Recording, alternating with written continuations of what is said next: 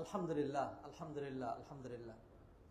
হাদিরানে মজলিস, মুসল্লিয়ানে কেরাম, সম্মানিত ভাই ও বোনেরা,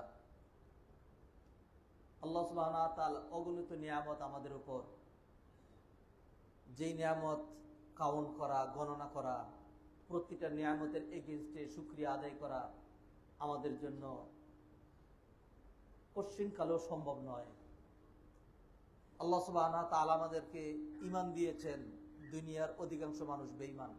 আলহামদুলিল্লাহ, আল্লাহ সুবহানাহু ওয়া তাআলা আমাদেরকে দ্বীনি অনুশাসন মেনে চলার যৎসামান্য হলেও মানসিকতা দিয়েছেন, জুমার সালাতে আসার সুযোগ করে দিয়েছেন, তৌফিক এনায়েত করেছেন, যেখানে অধিকাংশ মুসলমান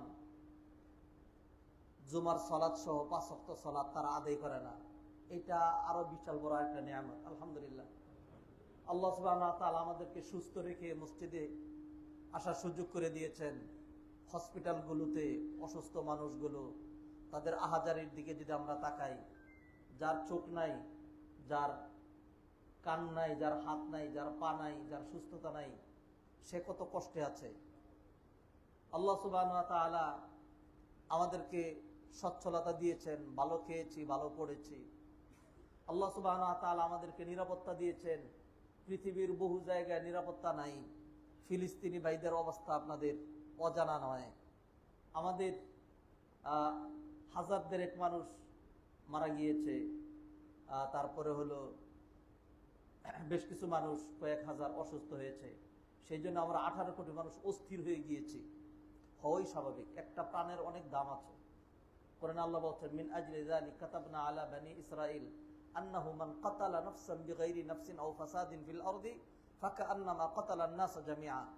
যে একজন ব্যক্তিকে অন্যায়ভাবে হত্যা করলো, সে যেন পৃথিবীর সকল মানুষকে হত্যা করলো। তার অন্যায়টা এতটা জঘন্য। ইন্না লিল্লাহি ওয়া ইন্না ইলাইহি রাজিউন। আমাদের যারাই ইন্তেকাল করেছেন, যারাই আহত হয়েছেন, আমরা নিঃসন্দেহে তাদের জন্য মর্মাহত। প্রতিনিয়ত আমরা তাদের জন্য দোয়া করি।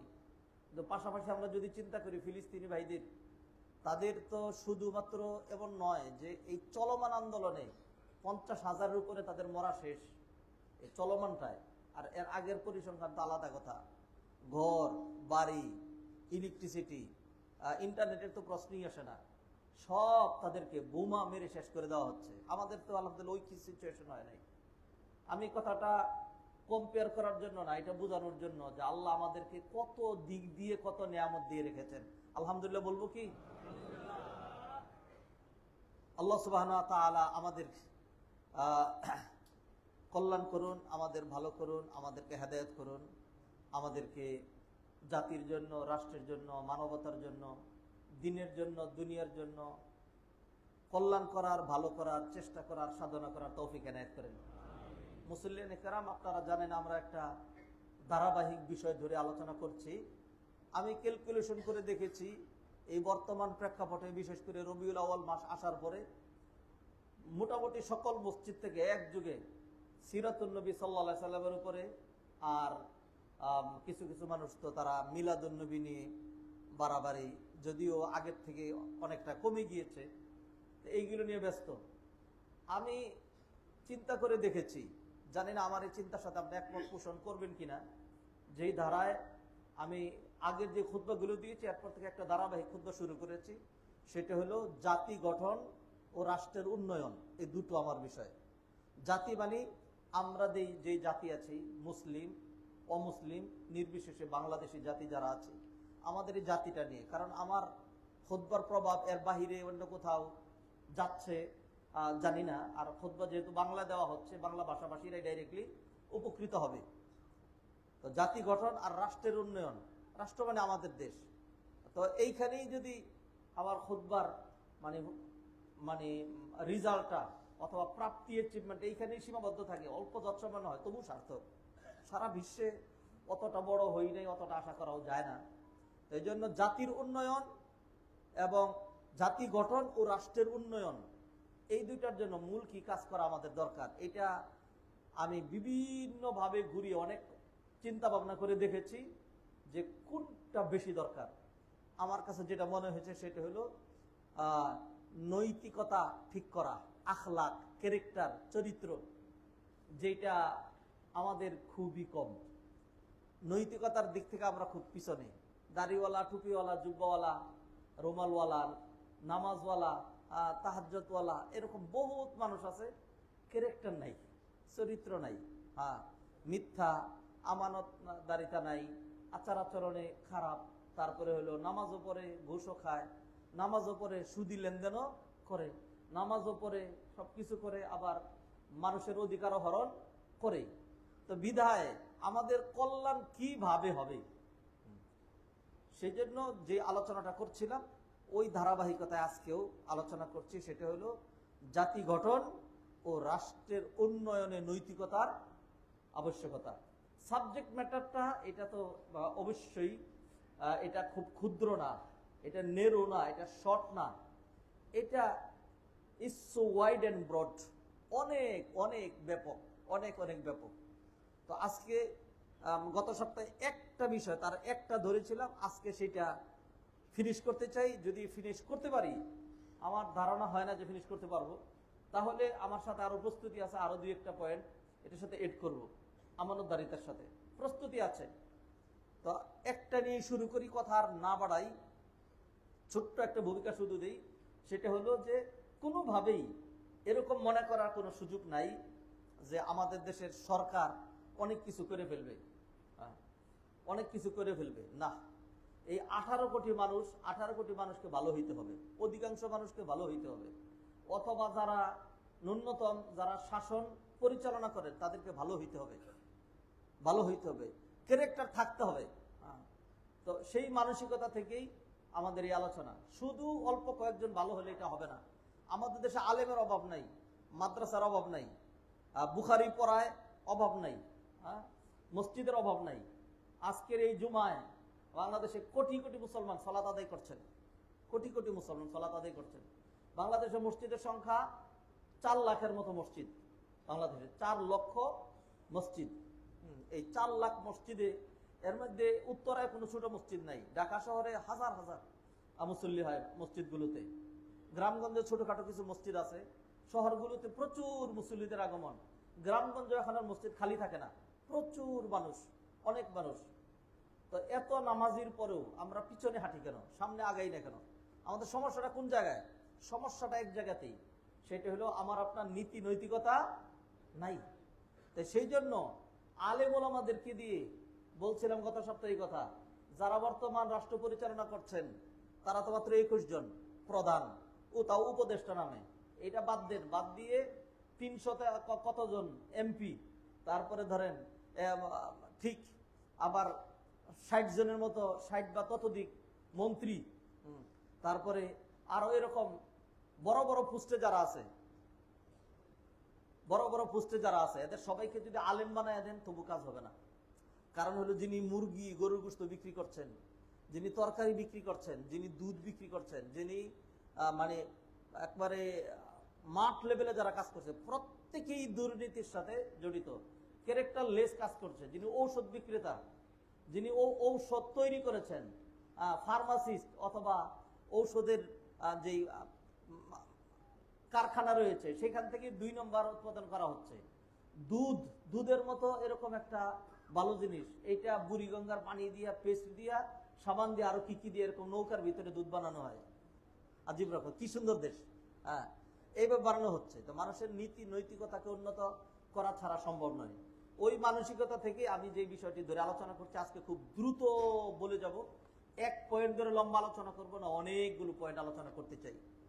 আমানতদারিতা নিয়ে আলোচনা করতে চাই। প্রথমেই অনুবাদ করছি ওই আয়াতের, যেই আয়াত দিয়ে শুরু করেছি, এবং ওই হাদিসের যে হাদিস দিয়ে খুতবা শুরু করেছে। আল্লাহ সুবহানাহু ওয়া তাআলা বলছেন, ইন্নাল্লাহা ইয়া'মুরুকুম, আল্লাহ তোমাদেরকে জোর নির্দেশ দিচ্ছেন, শক্ত নির্দেশ দিচ্ছেন, আনতু আব্দুল আমানাতি ইলা আহলিহা, আমানতের যথোপযুক্ত হেফাজত করার জন্য, আমানতের যে সঠিক হকদার তার কাছে সেটি পৌঁছে দেওয়ার জন্য। ওয়াইদা হাকামতুম বাইনান নাস, আর আল্লাহ তোমাদেরকে এইটাও নির্দেশ দিচ্ছেন, যখন মানুষের মাঝে তোমরা বিচার ফয়সালা করবে, আন তাহকুমু বিল আদল, তখন ইনসাফের সাথে বিচার ফয়সালা করবে। ইন্নাল্লাহা নি'ম্মা ইয়াইযুকুম বি, আল্লাহ তোমাদেরকে কতই না সুন্দর ওয়াজ করছেন। ইন্নাল্লাহা কানা সামিআন বাসীরা, আল্লাহ সুবহানাহু ওয়া তাআলা সব দেখেন, সব শুনেন। একটারও বাস্তবতা আমাদের দেশে নাই, একটারও বাস্তবতা আমাদের দেশে নাই। আর নবীজি সাল্লাল্লাহু আলাইহি সাল্লাম বললেন যে আরবাউন ইযা কুননা ফিকা, চারটা জিনিস যদি তোমার থাকে তাহলে তোমার আর অন্য কিছু দরকার নাই। দুনিয়াতে তুমি কি পাইলে আর তোমার কি হারালো কিচ্ছু আসা যায় না। আরবাউন ইযা কুননা ফিকা ফালা আলাইকা মা ফাতাকা মিনাদ দুনিয়া, দুনিয়ার কিছু যদি তোমার হারায় যায়, পুষ্ট গেল, বাড়ি গেল, গাড়ি গেল, সম্পদ গেল, মিল ফ্যাক্টরি ইন্ডাস্ট্রি গেল, কিচ্ছু আসা যায় না। এই চারটা জিনিস তোমার থাকলে হয়, বিশাল বড় বড়। একটা হলো হিফযু আমানাতিন, আমানতের হেফাজত করার মতো মানসিকতা যদি এটা তোমার থাকে। 2 নম্বর সিদক হাদিসিন, সত্য কথা বলার মতো সাহসিকতা যদি তোমার থাকে। আনফরচুনেটলি এমন অবস্থা যে সত্য কথা আলেম ওলামারাও বলার সাহস রাখেন না। হ্যাঁ, বলার সাহস রাখে না, বলে না, বলতে পারে না। অনেকেই সত্য কথা বলে না, সত্য কথা বলে না, এটা বলা যাবে না, এটা বললে সাংঘাতিক সমস্যা হবে। সমস্যা তো আমরা জানি কি কি সমস্যা হয়, তারপরেও কেউ কেউ সাহস করে বলেন, অনেকে সমস্যার সম্মুখীন হন, আবার অনেকে 2-4 জন সমস্যার সম্মুখীন হন না, আর বাকিরা ভয়তেই বলে না। অসিদক হাদিস, আর একটু হুসনু খালিকা, চরিত্রটা যদি ভালো হয়, চরিত্রটা যদি ভালো হয়। ওয়া ইফাতুন ফি তু'মা, হালাল খানা যদি হয়, হালাল খানার ব্যবস্থা আছে, সত্য কথা বলি, আমানতদারিতার হেফাজত করি, চরিত্রটা ভালো আছে। হ্যাঁ, অতএব দুনিয়ার কি আসলো আর কি গেল তাতে কিচ্ছু আসে যায় না। বিশাল বড় বিষয়। সম্মানিত ভাই বোনেরা, যে পয়েন্টগুলিতে আলোচনা করব, আমানতদারিতা, সত্যবাদিতা, আল্লাহর ভয়, তো এইভাবে সিরিয়াল করা আছে। এই জিনিসগুলো আমাদের লাগবে। আর কোনগুলো থেকে বাঁচতে হবে সেইগুলো আলাদা সিরিয়াল করা আছে। এগুলো আমরা একটা না যে খালি এটি আলোচনা করবো বিষয় এরকম না, মাঝখানে অন্য পয়েন্ট আমরা ধরবো, এরপর আবার এই ধারাবাহিকতায় হাঁটতে চাই। তো আজকে আমানতদারিতা নিয়ে আমরা কথা বলবো ইনশাল্লাহ। 1 নম্বর, আমানতদারিতার অনেক ফজিলত। আপনি যদি আমানত রক্ষা করেন তাহলে আপনি অনেকগুলো পুরস্কার পাবেন। 1 নম্বর হইল দলিলুন আলা কামালিল ঈমান ওয়া কুওয়াতিহি, আমানতদারিতার হেফাজত করা এইটা ঈমানের পূর্ণতা এবং ঈমানের শক্তি আছে এই কথাটা বোঝা যায়। অতএব যে নাকি সত্যিকার ঈমানদার, যে সত্যিকার ঈমানদার সে খেয়ানত করতে পারে না। 2 নম্বর হলো যদি আমানতদারিতা থাকে তাহলে জিয়াদাতুত তামাসুকিল মুজতামা ওয়া কুওয়াতিহি, তাহলে সামাজিক বন্ধন এটা ঠিক থাকবে। আপনি আমাকে ট্রাস্ট করতে পারবেন, আমি আপনাকে ট্রাস্ট করতে পারবো। এখন আমরা কেউ কাউকে ট্রাস্ট করতে পারছি না, আমানতদারিতা আমাদের মধ্যে নাই, আমাদের মধ্যে বন্ধন নাই। মানুষ আনোয়ার করি আল্লাহ বানিয়েছিলেন, কেন জানি দিন দিন মানুষ জানোয়ার হয়ে যাচ্ছে। একটা মানুষ যদি অপরাধী হয়ও, তাহলে অপরাধের শাস্তি আছে না, রাষ্ট্রীয় শাস্তি আছে, কোরআনিক শাস্তি আছে না, কোরআনিক শাস্তি ওয়াসারিক ওয়াসারিকাতু ফাকতাউ আইদিয়াহুমা, কেউ যদি চুরি করে তাহলে তার হাত কেটে দেবা। হ্যাঁ, আপনার এইবার পুরো দুনিয়া চিল্লানি কয় হাত কেটে দেওয়া হবে। হ্যাঁ, হাত কাটতে দিবে না। আল্লাহ সুবহানাহু ওয়া তাআলা এটা মানুষের হাত বাঁচানোর জন্য হাত কাটতে বলেছেন। কারণ 1-2টা হাত যদি যায় তাহলে বাকিরা বলবে সর্বনাশ, অঙ্গহানি চিরদিনের জন্য, না চুরি ধারে কাছে আর যাবো না, সমাজ ঠান্ডা হয়ে যেত। এটা নিয়ে আপনারা খুব সারা বিশ্বময় না, কোরআনের আইন কোনোভাবেই যত শান্তি হোক কোরআনের আইন পালন করা যাবে না। আপনারা এখন যেটা করেন, চুর সন্দেহে, এই যে ঢাকা ইউনিভার্সিটির যে ঘটনা, চুর সন্দেহে একজনকে পিটায় মেরে ফেলছে, নির্যাতন করতে করতে মেরে ফেলছে। আউযুবিল্লাহি মিনাশ শাইতানির রাজিম। এটা কোন ধরনের পাশবিকতা? এগুলো তো মূর্খ মানুষ করে নাই, এগুলি মেধাবী ছাত্র যারা ওই পর্যন্ত চান্স পেয়েছে তারা করেছে। একটা ছেলে শুধুমাত্র ওই যে ফেনী নদী দিয়া কি হইতে পারে, বন্যার বাঁধ ছেড়ে দিলে বন্যা এসে পানি এসে কি হইতে পারে, এই ছেলেটা বুঝছিল অনেকদিন আগেই। ওই ছেলের নাম ছিল আবরার ফাহাদ। সে এটা নিয়ে একটা ফেসবুক পোস্ট দিয়েছিল। এই কারণে প্রতিপক্ষ, অর্থাৎ যারা ওই যে ইন্ডিয়ার হিন্দুদের পদলেহন যারা করে, তারা তারে বুয়েটে পিটায় তারা সারা রাত্রে তার মেরিয়ে ফেলছে। অপরাধ হলো এটা। পরবর্তীতে আমরা কিন্তু এবার দেখছি ফেনী নদীর ওই বাদ ছেড়ে দেওয়ার পরে অবস্থা কি হয়েছে এবার দেখছেন তো, তলায় গেছে। এইটা কেন তুই কইলি? আমাদের বাপের আমাদেরকে ডুবাবে, ডুবা কইতে পারবি না। মানুষ এতই জানোয়ার হয়, এতই নিকৃষ্ট হয়।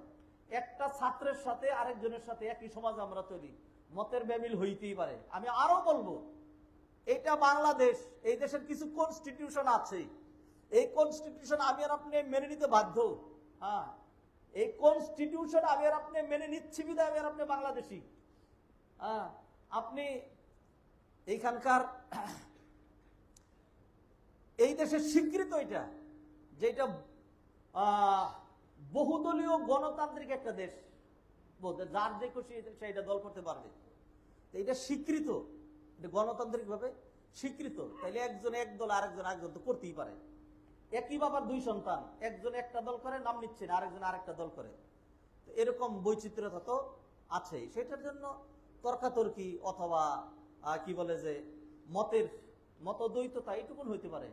সেই জন্য জানি না চর থাপ্পড়ও হইতে পারে কিনা জানি না, কিন্তু এতটা জঘন্য পর্যায়ে হইতে পারে যে তুই কেন আমার দলের উল্টা মতামত দিলি, সেই জন্য তোরে পিটাইতে পিটাইতে পিটাইতে পিটাইতে মাইরে ফেলবো। আউযুবিল্লাহি মিনাশ শাইতানির রাজিম। মানুষ এত নিচে নামে, এতই জঘন্য। এই জঘন্য জাতি, বাংলাদেশি জাতি এত জঘন্য হইতে পারে, এই পাশবিকতা কোত্থেকে আসলো আমাদের মাঝে আমি বুঝলাম না। হ্যাঁ, এই জাতি বাংলাদেশের ইতিহাস তো এরকম ছিল না যে এই জাতিটা এতটা জানোয়ার মার্কা। মানুষ কত নিচে নামতে পারে, আল্লাহ আমাদেরকে হেফাজত করুন। বা এরা কথা লম্বা হয়ে যায়, পরে এটা শেষ করতে পারবো না, শেষ করে দিচ্ছি। হ্যাঁ, আমানতদারিতা নিয়ে আলোচনা করছিলাম। আমানতদারিতা ঠিক থাকলে সামাজিক বন্ধন, মানুষের মধ্যে পারস্পরিক বন্ধন এবং ভালোবাসা এটা বৃদ্ধি পাবে। একটু মতদ্বৈততা, একজন জুরে আমিন বলে, আরেকজন আস্তে আমিন বলে, একজন হানাফি আরেকজন আহলে হাদিস, একজন কওমি আরেকজন আলিয়া, একজন ব্যবসায়ী আরেকজন চাকরিজীবী, একজন লম্বা আরেকজন বেটে, একজন আলিম একজন সাধারণ লোক, একজন রাজা আরেকজন প্রজা। আল্লাহ সুবহানাহু ওয়া তাআলা এই সিস্টেম করে দুনিয়া বানিয়েছেন। নিজের 5টা আঙ্গুল সামনে এনে দেখেন, এই 5টা আঙ্গুল এখন যদি কাটতে শুরু করেন যে তুই লম্বা কেন, তোরা কেটে ফেলবো, সমান সমান, একটা সমান অধিকার, এরকম করে তাহলে নিজের আঙ্গুলগুলো কাটা শুরু করেন, একদম সমান বানাই দেন। পরে দেখবেন আহারে সমান বানাই তো সাংঘাতিক বিপদে পড়ছি। এটা তো সমানের জন্য আল্লাহ এইভাবে তৈরি করেন নাই, এটা ছোট বড় লাগে, আল্লাহ এই জন্য ওইভাবে তৈরি করেছেন। আল্লাহ সুবহানাহু ওয়া তাআলা বৈচিত্র্যতা দিয়েছেন, মানুষের মধ্যে বিভিন্ন রকম ভাষা দিয়েছেন। অমিন আয়াতিহি খালকুস সামাওয়াতি ওয়াল আরদি ওয়া ইখতিলাফু আলসিনাতিকুম ওয়া আলওয়ানিকুম। বর্ণের বৈচিত্র্যতা, ভাষার বৈচিত্র্যতা, দলের বৈচিত্র্যতা, মতের বৈচিত্র্যতা, এটা তো আল্লাহ সুবহানাহু ওয়া তাআলার ইচ্ছা। নবীজি সাল্লাল্লাহু আলাইহি সাল্লাম 3টা দোয়া করেছিলেন, আল্লাহ 2টো কবুল করেছেন, আরেকটা কবুল করেন নাই, জানেন তো? আল্লাহ নবীজি সাল্লাল্লাহু আলাইহি সাল্লাম দোয়া করলেন যে আল্লাহ আপনি অমুসলিমদেরকে আমার উম্মতের উপরে এমন ভাবে মানে গালেব করে দিয়েন না, বিজয়ী করে দিয়েন না যে তারা মুসলমানদেরকে একেবারে কচু কাটা করে শেষ করে ফেলে। হ্যাঁ, আল্লাহ এটা কবুল করেছেন, বিদায় পারবে না কোনোদিনই না। ধরেন আমি ছোট্ট উদাহরণ দিই, দূরে যাওয়ার তো দরকার নাই। ধরেন আমরা ছোট্ট একটা দেশ, একেবারে ভারতের ইন্ডিয়ার পেটের ভিতরে, আর তারা হইলো বিশাল অনেক, শুনলেই মনে হয় অনেকে মানে পেটের ভিতরে পায়খানা করে দিবে। কয় 1 কোটি না 140 কোটি ভারতীয় লোকজন মানে হিন্দু, তাতে আমার কি ছাতার মাথায় কিনছে? হ্যাঁ, তারা 200 কোটি হলে আমার কিচ্ছু আসা যায় না। এইটা নবীজি দোয়া করেছেন, আল্লাহ দোয়া কবুল করেছেন। তারা 500 কোটি হলেও আমাদের কিছুই করতে পারবে না, আল্লাহ দোয়া কবুল করেছেন। হ্যাঁ, যে অমুসলিমদেরকে আমাদের উপরে এইভাবে করে দেওয়া হবে না। হয়তো পরিকল্পনা এমন থাকতেও পারে যে আর কিছুদিন গেলেই তোমাদেরকে মুট করে ফেলতাম, চিপে ফেলতাম। আল্লাহ সুবহানাহু ওয়া তাআলা যে আম একজনে চিপতে শুরু করছিল, হাতের ভিতর থেকে ছুটে বাইরে চলে গেছে। হ্যাঁ, আর চিপতে পারে নাই। হ্যাঁ, এই দোয়া কবুল হয় নাই। 2 নাম্বার, নবীজি দোয়া করলেন আমার উম্মতকে এরকম মহামারী, এরকম দুর্ভিক্ষ দিয়েন না যে সব একসাথে মরে গেছে। নবীজি এই দোয়া কেন করলেন? কারণ হলো আদ, সামুদ, কওমে সালেহ, কওমে শুআইব, কওমে লূত, এদেরকে আল্লাহ সুবহানাহু ওয়া তাআলা ঢালাওভাবে ধ্বংস করে দিয়েছেন। অল্প কিছু বাঁচায় রেখেছেন, তাদের থেকে মানুষ করেছেন। নূহ আলাইহিস সালামের জাতি আল্লাহ সুবহানাহু ওয়া তাআলা নৌকার মধ্যে 80 জন বাঁচিয়ে রেখেছেন, বাকিদেরকে সব শেষ করে দিয়েছেন। আল্লাহ সুবহানাহু ওয়া তাআলা যখন রাগ করেন, আল্লাহ যখন পাকড়াও করেন, ইন্না বাতশা রাব্বিকা লাশাদীদ, সাংঘাতিক কঠিন। ওয়া কাযালিকা আখযু রাব্বিকা ইযা আখাযাল কুরা ওয়া হিয়া যালিমা। তোমার রবের পাকড়াও এরকমই কঠিন যখন কোন জনপদকে ধরে ফেলে, ওয়া হিয়া যালিমাতুন, এমন অবস্থায় যে তারা জুলুমের পথ ধরে চলছিল। ইন্না আখযাহু আলীমুন শাদীদ, তোমার রবের দরপাকড় খুবই কঠিন, খুবই ভয়ানক। নবীজি দোয়া করলেন যে এরকম ঢালাও বিপদ দিয়েন না যে আমার উম্মত সব শেষ হয়ে যায়। আল্লাহ বললেন এই দোয়া কবুল করা হলো। কম পাপ আমরা করি। হ্যাঁ, আল্লাহ সুবহানাহু ওয়া তাআলা তারপরে আমাদেরকে নিয়ামত দিয়ে যাচ্ছেন, সুযোগ দিয়ে যাচ্ছেন। সম্পদ কাদের হাতে বেশি? সম্পদ তো মুসলমানদের হাতে বেশি। এই মুসলমানরা খেয়ানতকারী হওয়ার কারণে, আমানতদারিতা না থাকার কারণে, বিশাল করে মুসলমানদের রাজা বাদশাহ মন্ত্রীরা এরা বদমাইশ চরিত্রহীন হওয়ার কারণে আজকে মুসলমানদের সম্পদ ভোগ করে অমুসলিমরা, মুসলমানরা ভোগ করতে পারে না। আল্লাহ সুবহানাহু ওয়া তাআলা আরব কান্ট্রিতে যে সম্পদ দিয়েছেন এর সিংহভাগ ইউরোপ আমেরিকা ওরা ভোগ করে। আমরা মুসলমানরা যখন ধরেন কোনো বন্যা উপলক্ষে অন্য সময় যখন তাদের থেকে যৎসামান্য কিছু ত্রাণের সহযোগিতা পাই, তখন আমরা বলি অমুক দেশ অনেক দিয়েছে। যা দিয়েছে আর তারা যা কন্টিনিউ নিচ্ছে, আপনি কল্পনা করতে পারেন? কল্পনা করতে পারেন? বলে যাই নাই, আমি তখন একদম ইউনিভার্সিটির স্টুডেন্ট, যখন আমেরিকা আস্তে করে নির্দেশ দিয়ে দিল যে ইরাক তুমি উপরে, কুয়েত নিচে, তোমার তেল তারা নিয়ে নিচ্ছে, হ্যাঁ তুমি কুয়েতরে গিলে ফেলো সুন্দর করে, আর ইরাক কুয়েতরে গিলে ফেললো, আর একদিন পরেই তাদের ফ্রিগেট চলে আসলো, মানে আগেই প্রস্তুতি নেওয়া কুয়েতকে বাঁচানোর জন্য। কুয়েতরে সৌদি আরবে বললো, দেখ ইরাকের সাথে কিন্তু তোরা পারবি না, সাদ্দামের যে শক্তি জানাস তো, হ্যাঁ সহযোগিতা লাগবে নাকি লাগবে না? বাবা লাগবে না মানে তুমি তোমার বাপ লাগো, হ্যাঁ তাড়াতাড়ি আসো বাবা।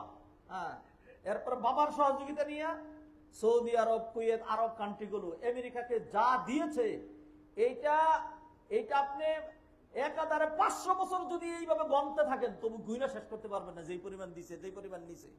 হিসাব তো আমার হাতে না, হিসাব তো তাদের হাতে। বুম ফেলেছে একটা, হিসাব করেছে 3টা। বুমের একটার দাম ছিল 1,500 টাকা, সেটার বিল করেছে 43,000 টাকা। কেমনে বিল হয় জানেন না? একটা বালিশ উঠাইতে, ওই নিচের থেকে উপরে উঠাইতে এক লেবারের 843 টাকা খরচ করে একটা বালিশ উঠাইতে। এটা আমাদের দেশের হিসাব। হ্যাঁ তো এইভাবে সব তারা নিয়ে নেয়।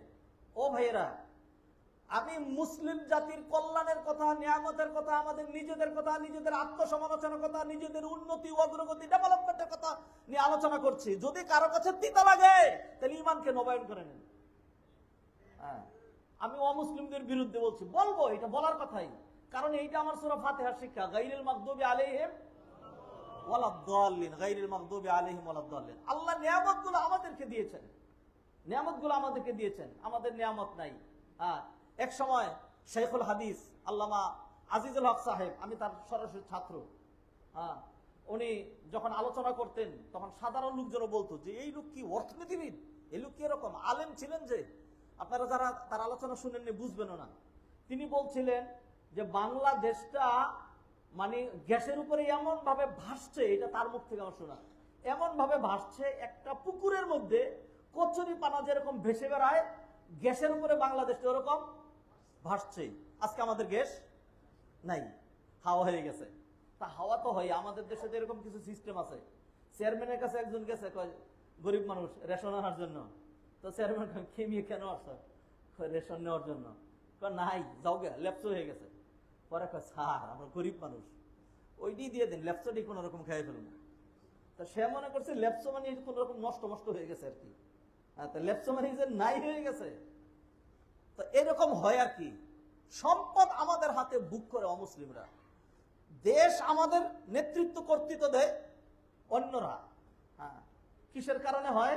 এইটা শুধুমাত্র মুসলিম রাজা বাদশাহ শাসকবর্গ যারা আছে তাদের খেয়ানতদারিতা এবং আমানতদারিতা না থাকার কারণে।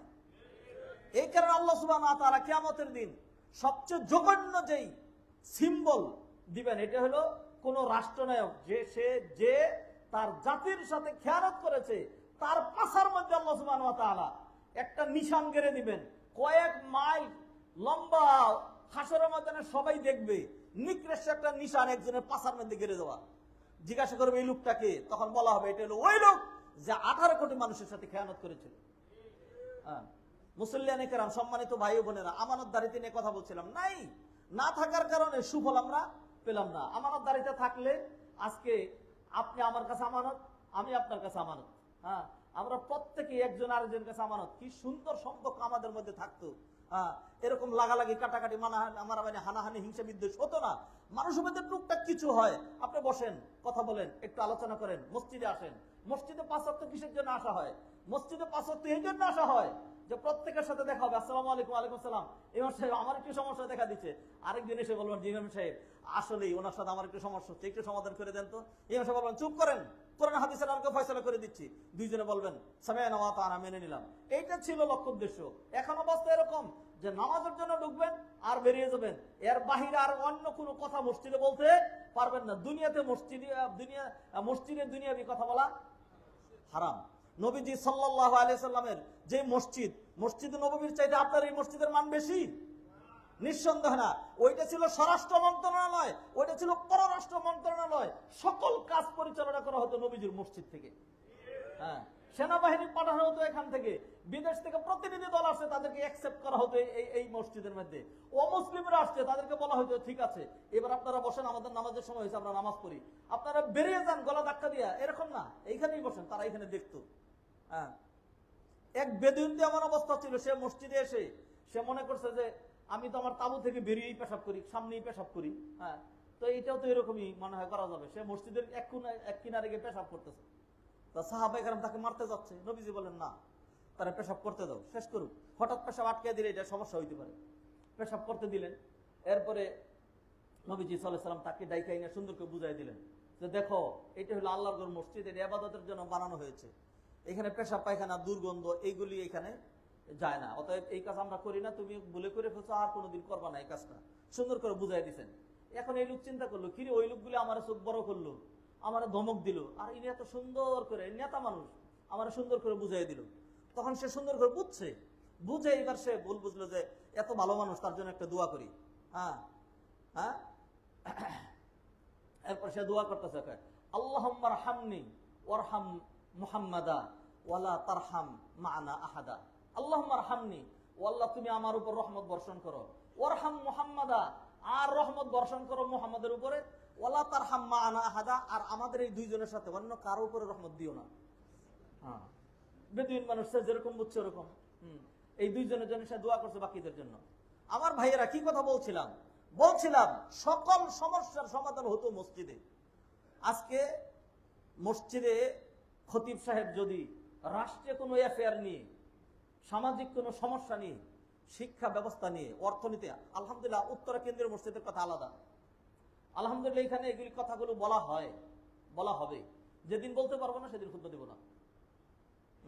যিনি বলতে পারবেন তিনি খুতবা দিবেন। আমানতদারিতে রক্ষা হবে না, সত্য কথা হক কথা মিম্বার থেকে বলতে পারবো না, দরকার নেই। বিছনায় পাখি যেরকম দাপড়ায় মরে, এইভাবে মরে যাবো।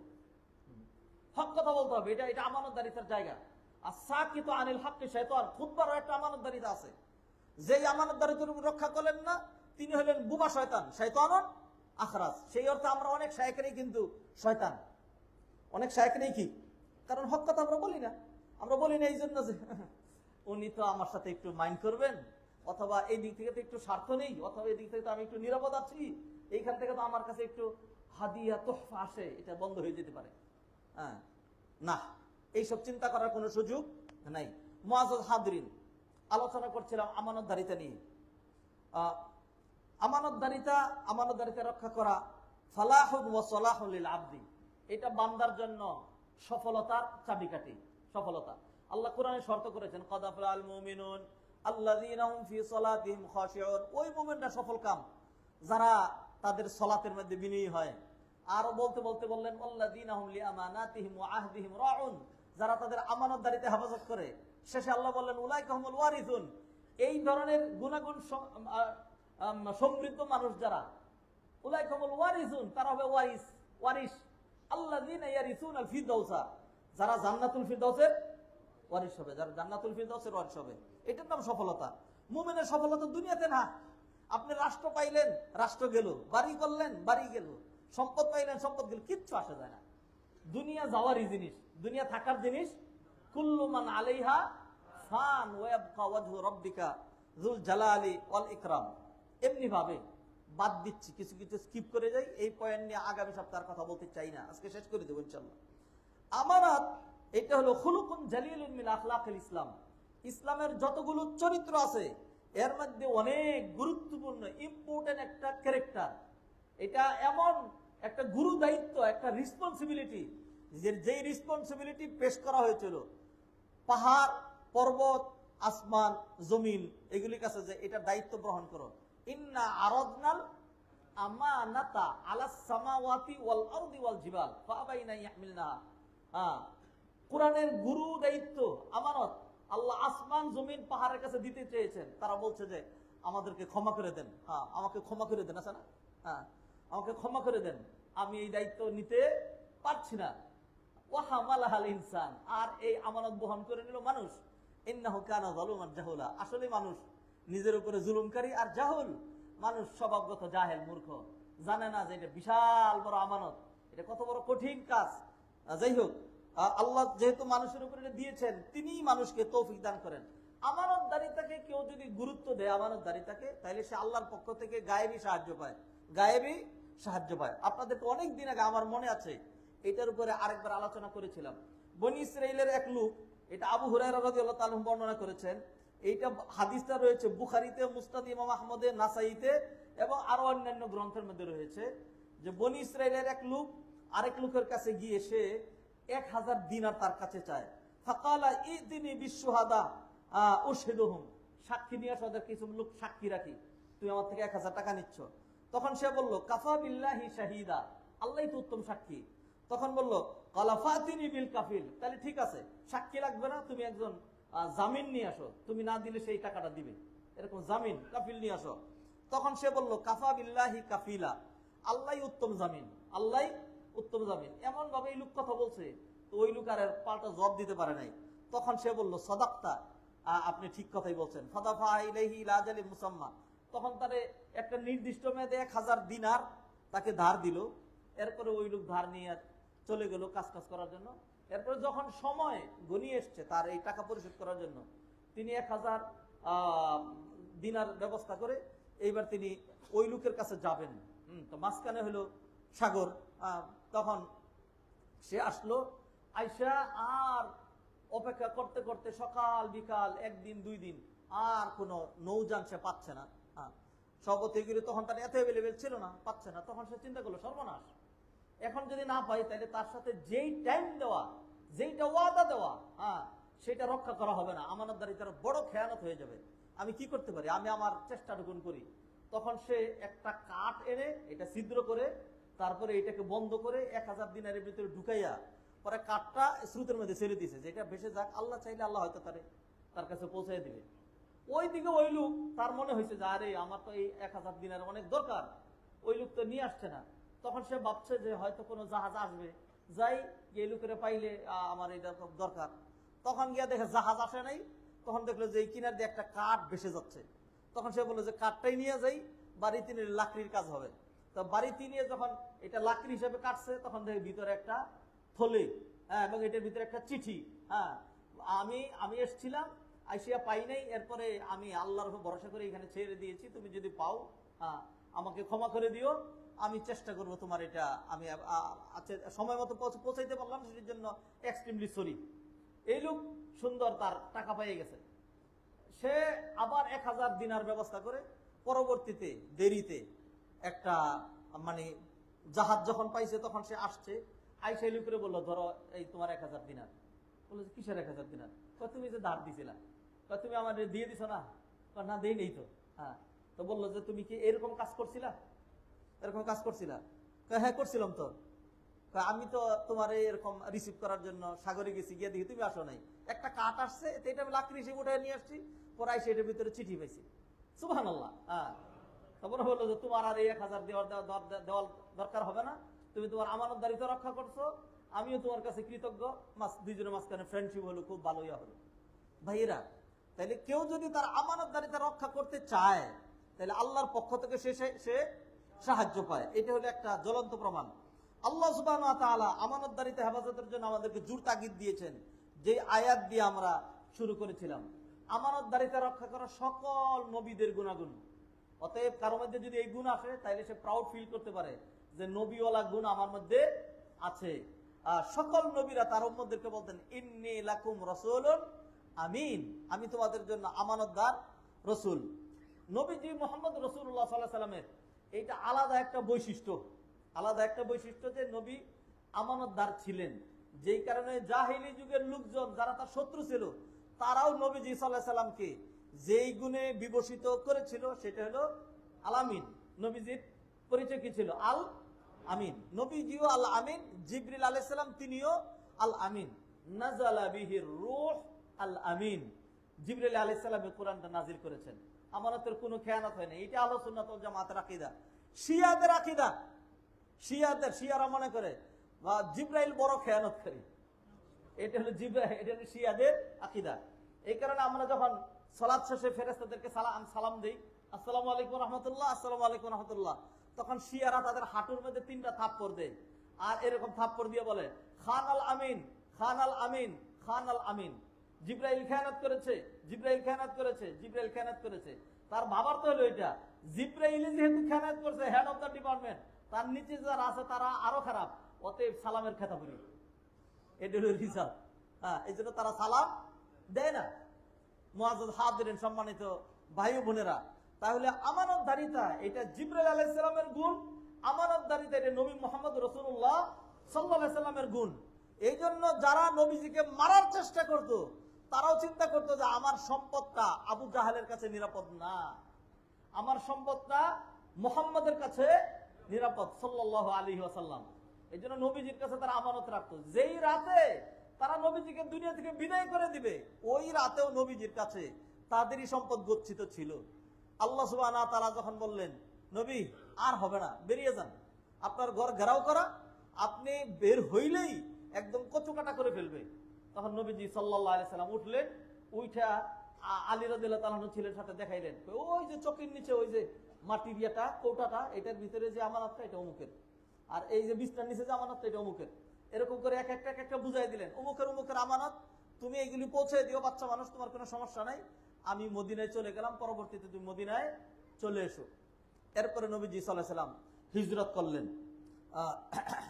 সম্মানিত ভাই বোনেরা, এই কারণে আবু সুফিয়ান যখন নবীজি সাল্লাল্লাহু আলাইহি সাল্লাম দুর্বল সাহাবী যাদেরকে হাবাসায় পাঠিয়ে দিয়েছিলেন, সেইখানে যখন বাদশাহ হিরাকেলের কাছে গিয়ে ওদেরকে ফেরত চাইল এবং তারা গিয়া অভিযোগ করলো যে না, এরা আমাদের উপর জুলুম করে, কি কি কারণ অনেক তারা বললো, শেষে তারা বললো যে এরা হলো আমাদের ধর্ম থেকে বেরিয়ে গিয়েছে, এদের মাঝখানে একজন লোক আসছে যে নিজেকে নবী দাবি করেছে, অনেক কথা। তা হিরাকেল বাদশাহ সব বর্ণনা শুনে এরপর আবু সুফিয়ানকে জিজ্ঞাসা করেছিল, যেই প্রশ্নগুলো করেছিল তার মধ্যে একটা প্রশ্ন ছিল, সাআলতুকা হাল ইয়াকদিরু ফাযাআমতা আন্নাহু লা ইয়াকদিরু, আমি তোমাকে জিজ্ঞেস করেছিলাম যে সে কি কোন রকম খেয়ানত করে?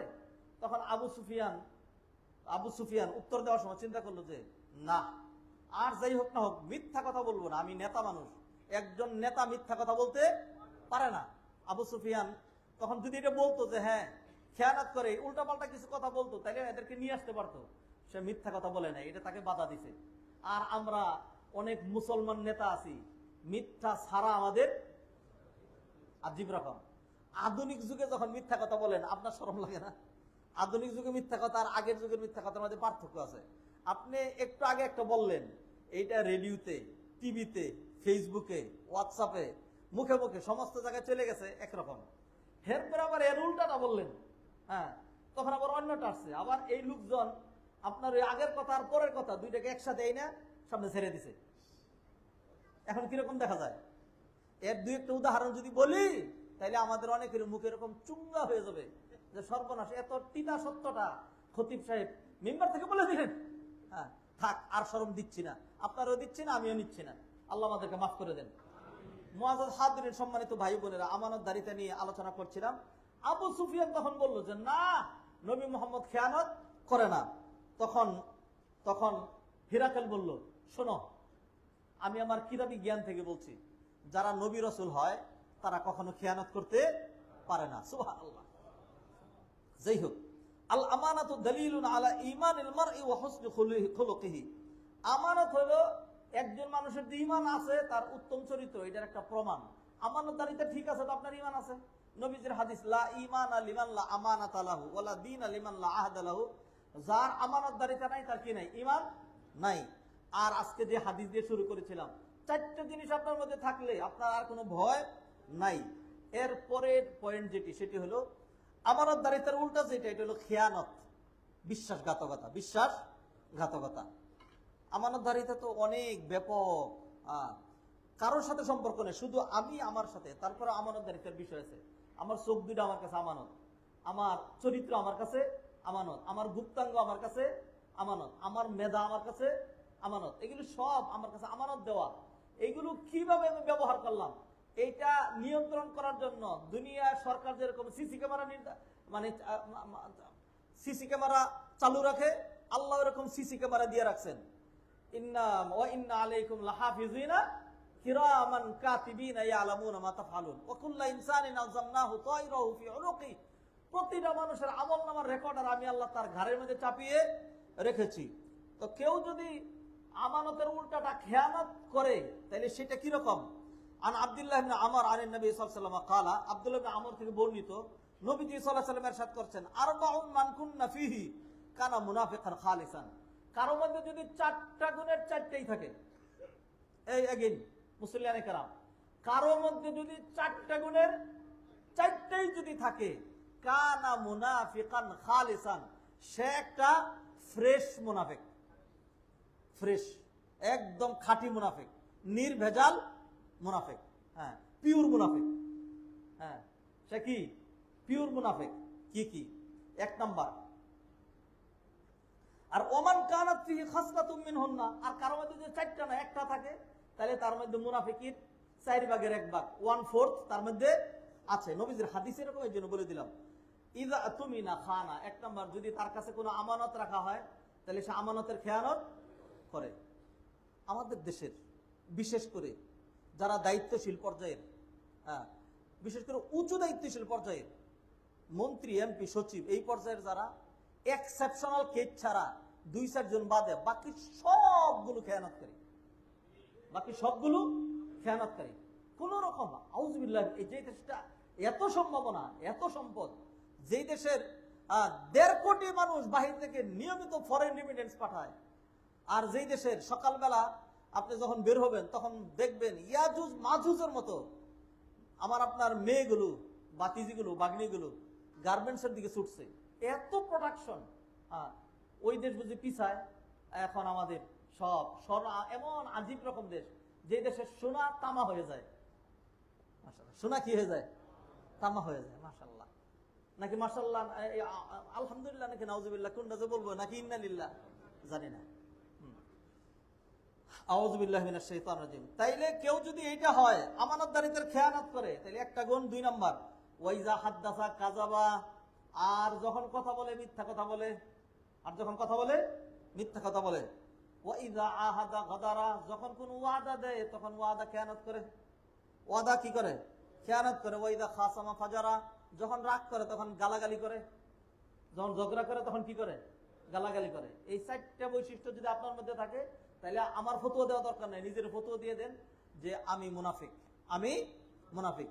আমি কোনো ব্যক্তির উপরে আর ব্যাখ্যা করে দেখাচ্ছি না এই বৈশিষ্ট্যগুলো যে আমাদের মধ্যে কিভাবে আছে। হ্যাঁ, এমন হইতে হবে মরে যাব, না খেয়ে থাকবো, দুনিয়া থেকে চলে যাব।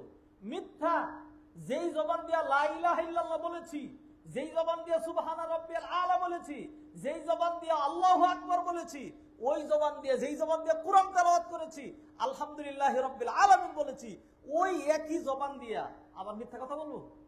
জবানের দাম আছে না? জবানের দাম আছে। মিথ্যা কথা না, কোনোদিনই মিথ্যা কথা বলবো না, মিথ্যা কথার প্রশ্নই আসে না। একেবারে নিম্ন থেকে নিম্ন শ্রেণীর যে, সে মিথ্যা কথা বলে। আর আপনি যদি মিথ্যাবাদী হয়ে থাকেন আর মনে করেন উনি খালি বললেই হলো আমি খুব উঁচু শ্রেণীর, আমি বলে দিচ্ছি আপনি নিম্ন শ্রেণীর, যেহেতু আপনি মিথ্যা কথা বলেন।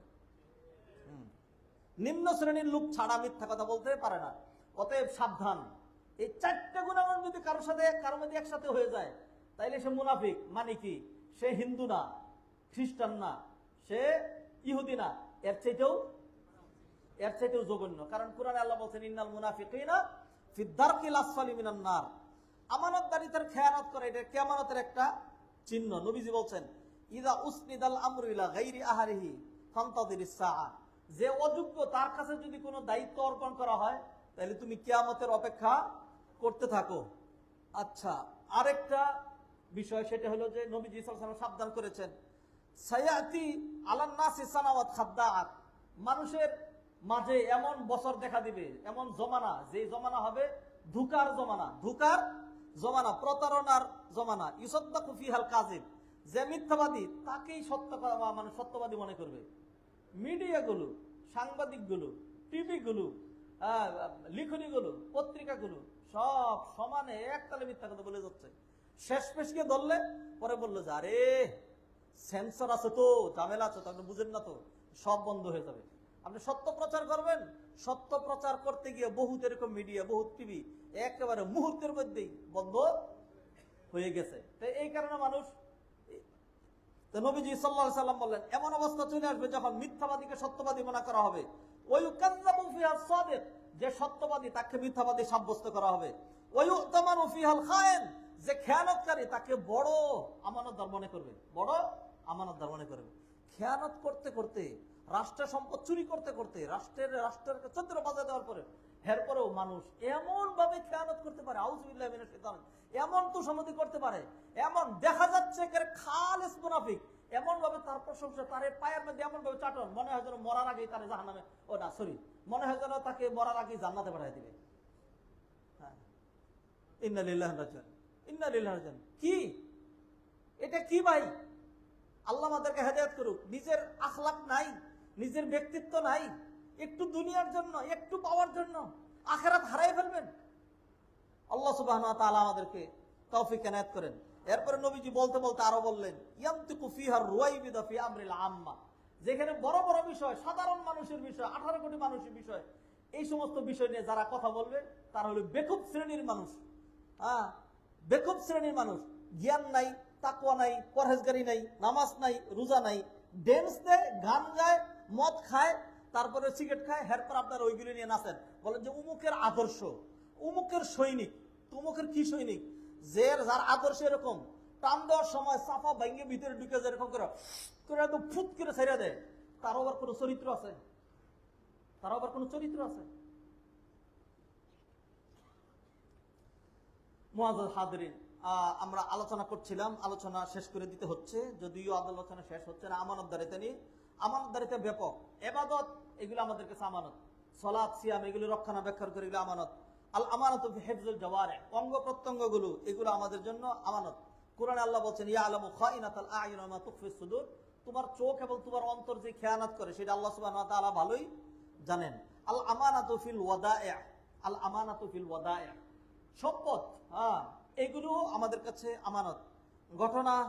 একটা ঘটনা হাদিস থেকে বলি, আবু হুরায়রা থেকে বর্ণিত, এক ব্যক্তি আরেক ব্যক্তি থেকে একটা জায়গা কিনলো, এরপরে সে তার এই জায়গার মধ্যে জাররাতান ফিহা যাহাব, একটা কলসি পেল, কলসি ভর্তি স্বর্ণ। এরপরে ফাকালা লাহুল্লাযী ইশতারাল আকার খুয যাহাবাকা মিন্নি, যে জমিন কিনছে পরে কলসি নিয়ে বলল যে তোমার কলসি নিয়ে যাও, আমি তোমার থেকে জমিন কিনছি, আমি তোমার এই স্বর্ণের কলসি তোমার থেকে আমি কিনি নাই। আর যে বিক্রেতা সে বলছে যে আমি যখন জমিন বিক্রি করছি, তো এই জমিনের ভিতরে গাছ গাছরা, ফল ফলাদি, স্বর্ণ রৌপ্য যা আছে সব সহ বিক্রি করছি, আমি এটা নিব না। এখন এই দুই লোক ঝগড়া শুরু করছে, কি নিয়া? নেওয়া নিয়া নাকি না নেওয়া নিয়া? না নেওয়া নিয়া। তখন আরেক ব্যক্তি এসে সমাধান দিল। হ্যাঁ, আরেক ব্যক্তি এসে সমাধান দিল, যে সমাধান হলো, তোমাদের কার কি অবস্থা বলো দেখি, ছেলে মেয়ে কি আছে? বললো আমার বড় ছেলে আছে। কার? তোমার? আমার বড় মেয়ে আছে। তাহলে একটা কাজ করো, তোমার মেয়েটা ছেলের কাছে বিয়ে দাও, হ্যাঁ, আর এই যে সম্পদ গুলো আছে এগুলো ব্যয় করে অলিমা করে আমাদেরকে সহ বহু মানুষের খাওয়াই দাও, তাহলে দুইজনের সব কাজ হয়ে গেল। মাশাআল্লাহ, সুন্দর সমাধান দিছে তো। এরপরে ওই যে কয় জানি, ওই যে মানুষ কি বলে, কয় সুরে সুরে আলী এক সুরে বিয়ে করছে, আরেক সুরের কি জানি, হ্যাঁ, তো এটা বলে আর কি। তা তো ভালো মানুষ, সেও আমানতদার, সেও আমানতদার, দুইজনের মাঝখানে কি হয়ে গেল? আত্মীয়তা হয়ে গেল। এমন হইতে হবে বিষয়গুলো। আল আমানাতু ফিল আমাল, আমি যে কাজ করি সেটা একটা আমানতদারিতা। হ্যাঁ, মা আয়েশা রাদিয়াল্লাহু তাআলা বর্ণনা করেন, নবীজি সাল্লাল্লাহু আলাইহি ওয়াসাল্লাম বলেছেন, ইন্নাল্লাহা ইউহিব্বু ইযা আমিলা আহাদুকুম আমালান আইয়ুতকিনাহু, কোন ব্যক্তি যখন কোনো কাজ করে সেটা আমানতদারিতার সাথে আদায় করবে, এইটা আল্লাহ সুবহানাহু ওয়া তাআলা পছন্দ করেন। অতএব সম্মানিত ভাই ও বোনেরা, আমানতদারিতাকে আমরা যেন গুরুত্ব দেই। সবচেয়ে জঘন্য খেয়ানত হইল আল খিয়ানাতু মা আল্লাহ, যদি আল্লাহ আপনার কাছে যেটা আমানত দিয়েছেন, যদি আল্লাহর সাথে সেটা খেয়ানত করেন, এর চেয়ে নিচের খেয়ানত হলো আল খিয়ানাতু মা রাসূলিল্লাহ, রসুলের সাথে খেয়ানত করা। তার চেয়ে নিচে খেয়ানত হলো মানে নিচে না, মানে আরো আরো আরো জঘন্য যে খেয়ানত, সেটা হলো স্বামী স্ত্রী কেউ যদি কারোর সাথে খেয়ানত করে। স্বামী গেছে এই স্ত্রীর এবং স্ত্রীর যে সন্তানাদি, এদের ভবিষ্যৎ, এদের সুখ শান্তির জন্য স্বামী মাথার গাম পায়ে ফেলে কষ্ট করতেছে, কামাই রোজগার করতেছে, আর এদিক দিয়ে স্ত্রী মাশাআল্লাহ আরেকজনের সাথে আড্ডা দিচ্ছে, আরেকজনের সাথে চলে যাচ্ছে, আরেকজনকে ডেকে ঘরে নিয়ে আসতেছে। বিশেষ করে আধুনিক যুগে, মোবাইলের যুগে তো অবস্থা খুবই কঠিন, অনেক বেশি খারাপ হয়ে গেছে। এটা সাংঘাতিক জঘন্য খেয়ানত, স্বামী তার স্ত্রীর সাথে আর স্ত্রী তার স্বামীর সাথে খেয়ানত। আরো জঘন্য খেয়ানত হইল খিয়ানাতুল আমির মা শাব। কোন রাজা প্রজা সে যদি তার জাতির সাথে কি করে, খেয়ানত করে, তাহলে এটা হলো সবচেয়ে জঘন্য খেয়ানত, জঘন্য খেয়ানত। এই জন্য কিয়ামতের দিন, খুতবা শেষ করে দিচ্ছি, কিয়ামতের দিন আল্লাহ সুবহানাহু ওয়া তাআলা কিছু মানুষকে চিনার জন্য কিছু কিছু সিম্বল রেখেছেন। যেমন কিয়ামতের দিন কিছু মানুষের মাথায় আল্লাহ সুবহানাহু ওয়া তাআলা নূরের মুকুট পরায় দিবেন। হাসরের ময়দানে লোকজন বলল যে এই লোকের মাথায় মুকুটটা কেন? এত আলো, সূর্যের আলো নিষ্প্রভ বিমলিন হয়ে যাচ্ছে আলোর সামনে। তখন লোকজন বলবে চিনো না, এরা হলো ওই লোকগুলো যারা তাদের ছেলে মেয়েদেরকে কোরআন শিখিয়েছিল। নবীজি তখন বললেন যে কোরআনওয়ালাদের বাবা মায়ের মাথায় যদি এরকম নূরের মুকুট হয়, তাহলে যে নিজে কোরআন শিখছে তার অবস্থা কেমন হইতে পারে। কিয়ামতের দিন কিছু মানুষের গর্দান লম্বা করে দেওয়া হবে যখন হাইটে যাবে। আমরা ধরেন 1 মিটার 5 ইঞ্চি 6 ইঞ্চি 7 ইঞ্চি অথবা 6 ফুট 5 ফুট 6 ফুট এরকম হলো আমাদের উচ্চতা। হঠাৎ যদি একটা মানুষ দেখেন 8 ফুটের, তাহলে সমস্ত মানুষ সব বাদ দিয়ে ওর দিকে তাকায় থাকবে, আল্লাহ এত লম্বা, তাকায় থাকবে তার দিকে। কিছু মানুষ কিয়ামতের দেখা যাবে তার গর্দানটা অনেক লম্বা, মাথাটা সবার উপর দিয়ে যাচ্ছে এরকম করে। জিজ্ঞেস করে এই লোকটাকে, এই লোকটাকে, তখন বলে চিনো নাই, এটা হলো ওই লোক যে নাকি বলতো আল্লাহু আকবার আল্লাহু আকবার হাইয়া আলাস সালাহ হাইয়া আলাল ফালাহ, আযান দিত।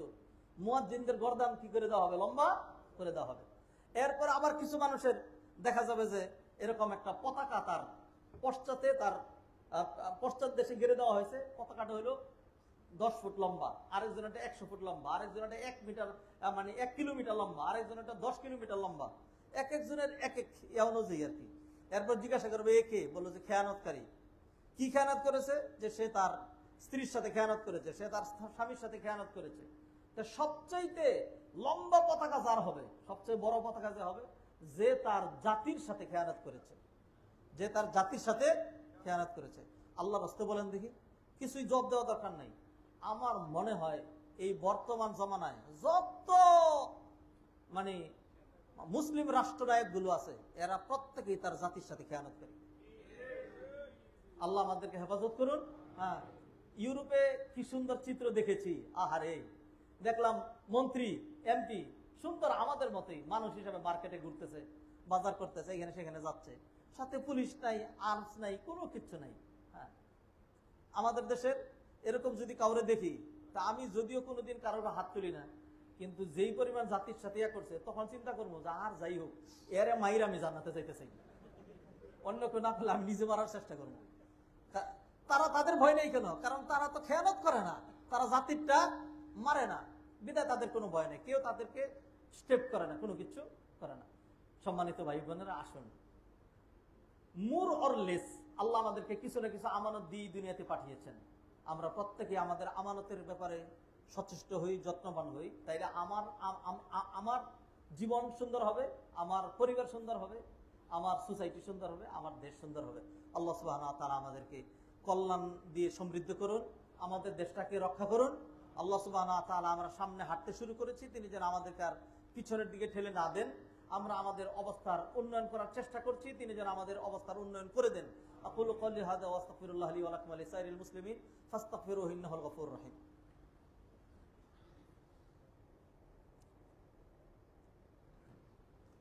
আলহামদুলিল্লাহ ওয়াহদাহু ওয়াসসালাতু ওয়াসসালামু আলা মান লা নাবিয়্যা বা'দাহু। আইয়ুহাল ইখওয়াতুল আফাদিল, ইন্নাল্লাহ সুবহানাহু ওয়া তাআলা খালাকানা লিআজলিল ইবাদাহ।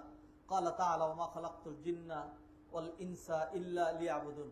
আল্লাহ সুবহানাহু ওয়া তাআলা আরসালা নাবিয়্যাহুল মুস্তাফা লিহিদায়াতিনা ওয়াল ইখরাজিনা মিনাজ যুলুমাতি ইলান নূর। আল্লাহ সুবহানাহু ওয়া তাআলা জাআলা নবিয়ানা মুহাম্মাদান সাল্লাল্লাহু আলাইহি ওয়াসাল্লাম রাহমাতাল লিল আলামিন ক্বালা তাআলা ওয়া মা আরসালনাকা ইল্লা রাহমাতাল লিল আলামিন আরসালাল্লাহু সুবহানাহু ওয়া তাআলা নবিয়াহুল মুস্তাফা লিইউযাক্কিয়া আনফুসানা ওয়া লিইউহসিনা আখলাকানা হুয়াল্লাযী বা'আসা ফিল উম্মিয়িনা রাসূলাম মিনহুম ইয়াতলু আলাইহিম আয়াতিহি ওয়া ইউযাক্কিহিম ওয়া ইউআল্লিমুহুমুল কিতাবা ওয়াল হিকমা ওয়া ইয়াকুলু নবী সাল্লাল্লাহু আলাইহি ওয়াসাল্লাম বু'ইসতু লিউতাম্মিমা মাকারিমাল আখলাক আল্লাহ তাআলা ইয়াকুল ওয়া ইন্নাকা লাআলা খুলুকিন আযীম صلوا على النبي البشير فإن الله سبحانه وتعالى أمرنا بالصلاة والتسليم على النبي صلى الله عليه وسلم فقال إن الله وملائكته يصلون على النبي يا أيها الذين آمنوا صلوا عليه وسلموا تسليما اللهم صل على محمد وعلى آل محمد كما صليت على إبراهيم وعلى آل إبراهيم إنك حميد مجيد وارض اللهم عن الخلفاء الراشدين أبي بكر وعمر وعثمان وعن علي رضوان الله تعالى عليهم أجمعين وعنا معهم بكرمك وجودك وإحسانك يا أرحم الراحمين اللهم أعز الإسلام والمسلمين وأذل الشرك والمشركين والكفر والكافرين ودمر أعداءك أعداء الدين واجعل بلدنا بنغلاديش وبلدان جميع المسلمين آمنا مطمئنا رخاء سخاء يا رب العالمين ربنا آتنا في الدنيا حسنة وفي الآخرة حسنة وقنا عذاب النار ربنا تقبل منا إنك أنت السميع العليم وتب علينا إنك أنت التواب الرحيم برحمتك يا أرحم الراحمين